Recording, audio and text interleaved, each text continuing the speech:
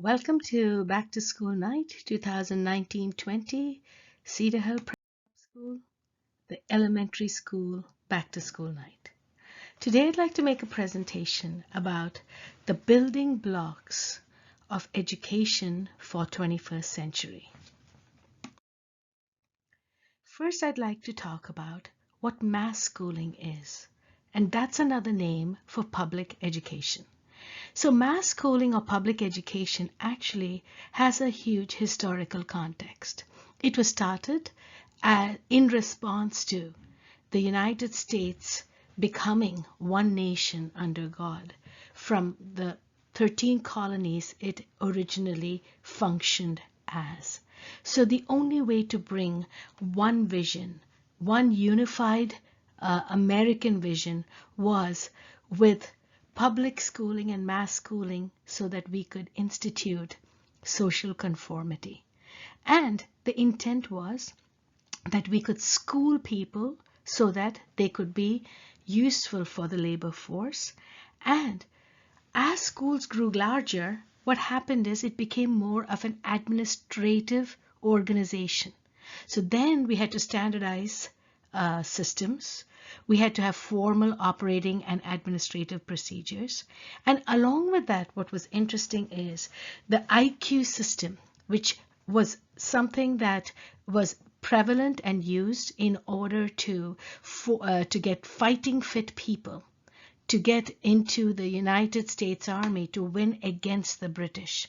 So IQ was used to screen potential soldiers and choose the most fit for the army. And as mass schooling became more nationwide, they used the IQ system to actually create tiers in the school system and to classify students. And currently, there's absolutely no empirical evidence that supports this process. However, what started first to choose the fighting fit in the army, subsequently an easy administrative tool, is still used today in schools to separate students into different categories.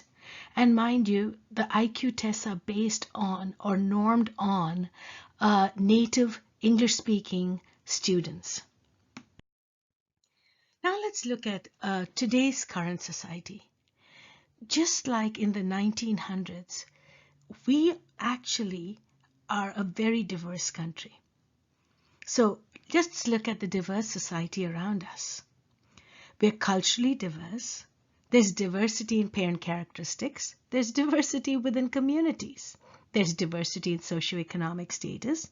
And also there's prevailing and prevalent differences in skill sets and exposure in students. So to sum it up, our society is diverse on many levels. And on top of that, if you look around us, we are still very segregated by housing price points and also by culture. There's very little cultural intermingling. So what does that do? There's a lot of cultural dissonance. Now let's imagine, or now let's look at another perspective. So this diverse community now attends schools, public schools, our current educational system, which was built on one size fits all based on native English-speaking norms. And it was designed in the early 1900s based on the goals of the Industrial Revolution. So now I want you to ponder and think about it. Do you think the current educational system is supporting your needs? Food for thought. Another slide here to get deeper into the current educational system, just for you to understand the framework. So we have early childhood education that over the last 15-20 years with two people or let's say the father and the mother working, the need for early childhood education definitely has seen a rise. And you have different forms of early childhood education and different forms of institutions. So you have home daycare, you have babysitting, you have daycares which have curriculums, and these curriculums are built to build social skills development and some pre-reading skills. Many times the focus is on the curriculum, and therefore the people who are trained in it did not necessarily have an education. And it's extremely important for parents to ask those questions. Do the people teaching in these early childhood centers have a college degree in early childhood education, or if at all, do they have a college degree?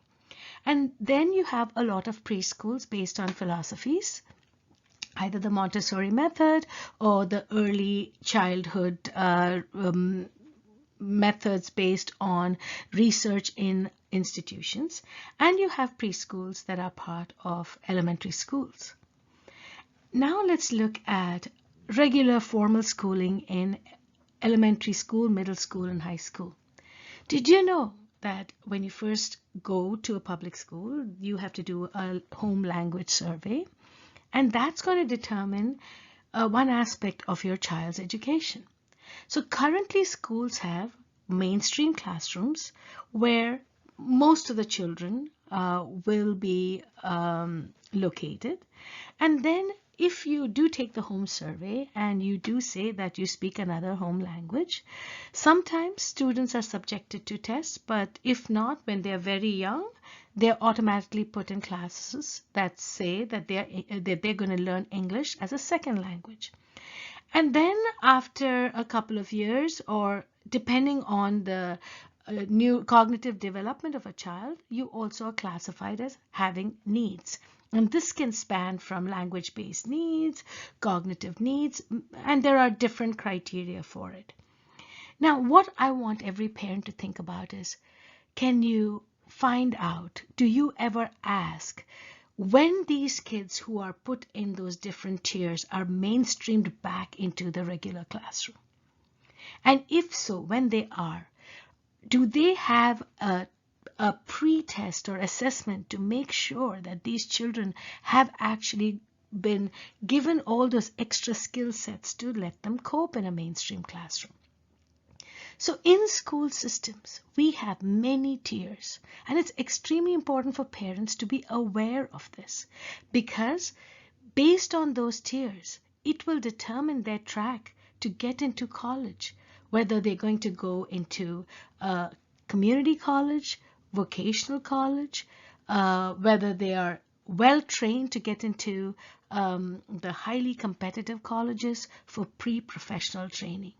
So it behooves on every parent to first understand the different layers of our educational system, and all this is available in the Department of Education's website. Now one has to now look at the difference in learning outcomes in public schools and private schools. Now in a public school, you know it's funded by public money, which comes in various forms. Based on the tax base of the town and what they call the demographic group is, which means, depending on how affluent the community is. And there's also the fractional residential taxes that contribute to the public school system. And then there is a proportionate amount of state aid one gets based on the needs of the local district. And finally, there's federal funding that goes into play. Now, when you realize that you have that in a public school, you have to accept every student. And so, and you have this fixed amount that you get for each student, which currently in most school districts, they say they get 16,000 per pupil. But out of that 16,000, one has to actually look at what proportion goes to direct student resources in the form of textbooks, workbooks, etc. And the learning outcomes for a public school, currently, if you look at the nation's report card, says that you should the school's goal is that every student should be proficient. Now, what's the definition of proficiency? It's 50% out of 100, 253 out of 500 in reading and math. The question I ask you is that your definition of proficiency? And you must understand, in a public school, you are accountable. You have to be extremely involved and vested in your child's education. That determines what your child gets out of the system. So parental knowledge is important, parental resources, and your resources to provide supplementary enrichment. You also need to know what are the basic skills that a child needs at a particular grade. And you also need to realize, when you have students in enrichment centers, what kind of enrichment are they getting? Is it basic skills? In which case, you must understand many of these places also have people on minimum wages who have prescribed workbooks like Spectrum, etc., which they make the child do, and that's how you build the skill. But is your goal building basic skills, or do you really want to build the knowledge in your child, to infer, to synthesize, to critically think? For that, your child needs to be with a teacher educator, with a parent educator, someone whose awareness, knowledge is a lot more than basic skill development. Now let's look at private schools. In a private school, most of the clients or most of the people who join private school do so out of choice, and the value systems for most of the parents are the same. Therefore, the school can choose rigor as their vision. They can choose a more rigorous curriculum. They can aim for a much higher bar, which is 80% and up. And most private schools have yearly assessments. For example, at Cedar Hill Prep, we use the Terranova Multiple Assessment Test, which is a cognitive ability test for all 4 subjects, starting in kindergarten and going all the way to 8th grade. And the students, their performance is enhanced, due to the peer group, the rigor of curriculum, and the focus on whole child development. And lastly, you all must realize that this world and where we live and humanity, it's always about the 80-20 rule. 20% of the population takes the effort to understand the system, analyze what they're getting for their money's worth, whereas 80% of the people are scared to be different. They're afraid to take risks. They would prefer to conform. So all I ask is, understand the given problem. Understand all the possible solutions and choose what's right for your child. Here's an example of the nation's report card. So what you notice in this graph is that proficiency is at 50, advanced proficiency at 60, and that is the goal for most, if not all, public education. Mastery would be getting scores between 80 through 100. And my point to you is, you need to parse through the following thought.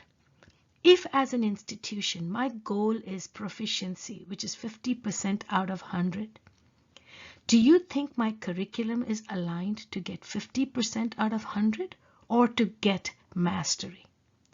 Second, do you think the instructions to the teachers are to get everybody to get 80% and up, or to get 50% and up? Another point to think about. When your goal is 50%, because that is the proficiency goal, then what does an A mean? How does that translate to your understanding? So don't you think that my tests, whatever I ask, and the content that's taught will also be geared towards the goal of proficiency versus mastery? And the students who really do get to be masters, you can clearly see that there's a lot of parental effort in that. because those parents know that they want their child to clearly know more. They know what is expected at every grade level. And that is what I want for each and every one of you. Another tidbit, New Jersey only tests for reading and math.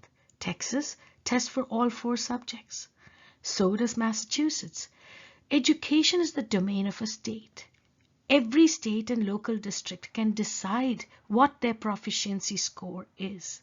So it is not a universal principle.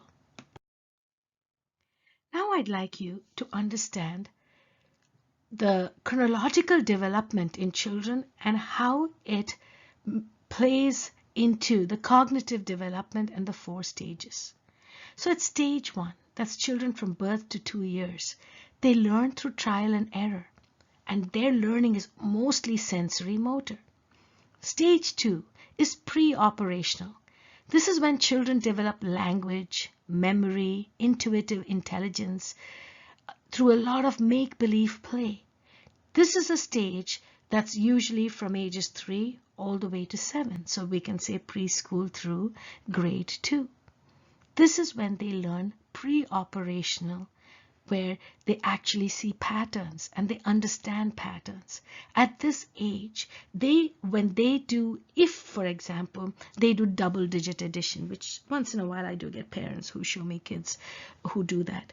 But we should never confuse what they're doing with them understanding the logic or the abstract notion of addition as it's related to subtraction.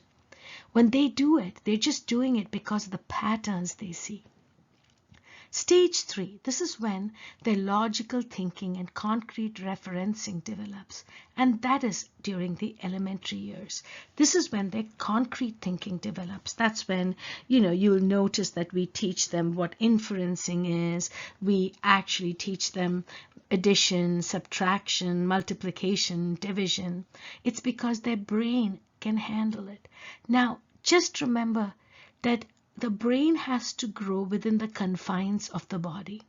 So there is no brain development that can actually happen that is not in sync with their physical body. So finally, stage 4, adolescents and adults. This is when they understand a lot of concepts, abstract concepts. They're able to think creatively. They're able to synthesize, examine, do a lot of abstract thinking.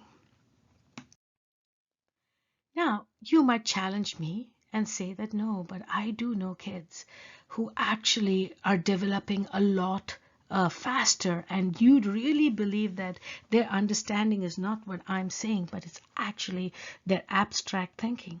Well, you might be that a parent of a small percentage of children, and this particular slide shows you that ratio.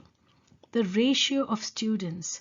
So here, for example, there may be 15% of 5-year-olds who have the onset of concrete thinking.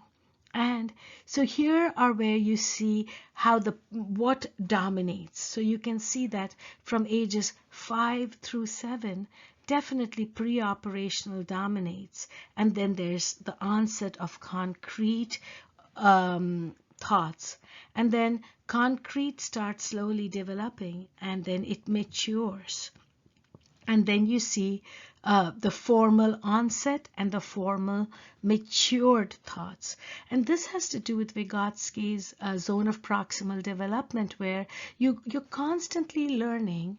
So there are some things in which you'll mature in terms of learning, which can also be termed mastery, and then you'll be just learning the concepts in the other. But again, it's all a continuum.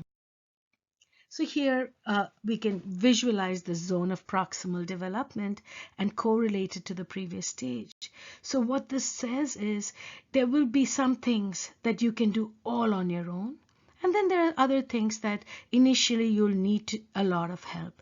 But then there are some concepts, even if you get all the help in the world, your brain and body have just not developed yet to absorb those concepts. So let's recap what the essential features of learning are. Learning takes place when children interact with people and peers. So you realize learning is a social concept. It is an internal process and transforms into the child's independent development achievement. And then the last point, properly organized learning results in mental development and sets in motion. Did you get that? Sets in motion a variety of developmental processes. So it can trigger many others. And there's a lot of learning that happens informally too, based on the environment.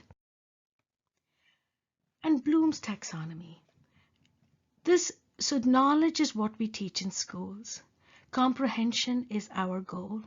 Application is our goal. The analysis, synthesis, and evaluation takes place with a lot of help from adults, but it would also be the onset of self-learning, where a child ponders. The more analysis, synthesis, and evaluation is performed, these are higher order thinking, the child's cognitive abilities develop, and they're able to handle more complex problems at a much better rate. So in order for self-learning and self-reflection and all the higher order thinking to take place, one needs to ponder, one needs to ask, teach your friend, or can you have your child explain their reasoning? Can you have your child explain it in more than one way? And experiment with scenarios. What would happen if? How accurate is? So nothing is just taken at face value. That is the goal of education and learning, to question, to understand, to further one's understanding. And the power of metacognition. Now, metacognition, what they say is, helps promote autonomy and resilience. And it's also a skill that is prevalent in students who have the growth mindset. And what do we mean by that? Growth mindset requires you to believe that mistakes are a good thing for you to learn from. For you to be resilient, don't judge yourself by your mistakes. Use them and say, I know exactly where I went wrong, but guess what now? The next time I'm going to make sure I don't do that. And that actually opens your mind to more learning. So assess the task, evaluate strengths and weaknesses, plan the approach, apply strategies, reflect. That's your metacognition cycle. And by middle school, one should actually engage in more of these activities so that you can further your learning and actually be able to connect across subjects, because life is not about just compartmentalized learning. There's a lot of interdisciplinary knowledge, and metacognition helps you with that. Now another thing. Many times in the pursuit of learning, we sideline or we assume that social skills do not have a place in it. And I thought this was a great graph, the growing importance of social skills in the labor market by David Deming. And as he shows here, look at the employment share by skills. Low math, low social skills, and high math, low social skills seem to somewhat be closer to each other than someone with low math, high social skills, and high math, high social skills. So for a lot of people who think it's not important to socially engage, I think this is a great graph to make us pause and rethink our assumption. So according to Entrepreneur Magazine, the skills to succeed, here again, communication, reading.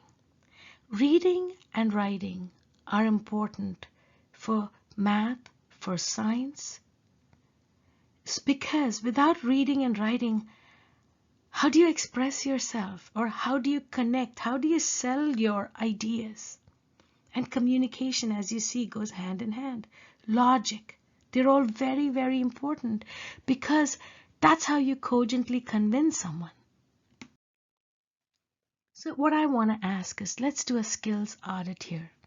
The 2 skills that everyone needs to succeed in life, that you learn in an educational institution, is logic and writing. How much do you foster the above skills at home versus emotional and perceptual understanding of everything? Logic helps you take risks. Logic helps you handle stress. And writing is the most expressive way of exhibiting your talent. So now let's talk about all the concepts we just saw about learning. And let's now put it in perspective in terms of stress, failure, and low self-esteem. When we make sure that education and learning are within the child's chronological development and brain development in the zone of proximal development, we see that the child builds confidence, self-esteem, and desire to learn.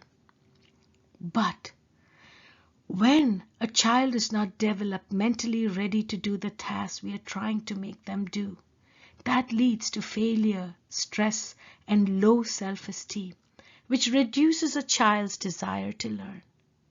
So my question to you is this: are you in sync with your child's needs, or are your desires larger than your child's needs? So the last slide: fear and anxiety affect the brain architecture of learning and memory. Mental well-being is extremely important, and stress at any age kills human potential. So please be cognizant of that. Cortisol kills the cognitive abilities of the brain. We want to make sure we have healthy, bright, enthusiastic children. And lastly, this is a slide that I found very intriguing. I was making a presentation a couple of weeks back to a larger international audience, and I found this data. And actually, as we get to know more about our educational policy in the United States, this makes sense. But without that knowledge, I would have been in denial to see that the United States does not prioritize a good education relative to many countries that we would think would, are considered developing countries or less developed countries. And therefore, we would assume that, they would not prioritize a good education. On the other hand, if you really look at it, look at Canada. They definitely prioritize it. Look at Mexico. Look at South America. There are very few pockets in South America where education is not a priority. So it's a very important slide to look at, to reflect, to now look at what you know about education, to go to the U.S. Department of Education's website, to go to the nation's report card and understand the data. Remember, data can be represented in many, many ways, but you need to make sure you understand the data and see if it is in sync with what you want for your child. Thank you for listening.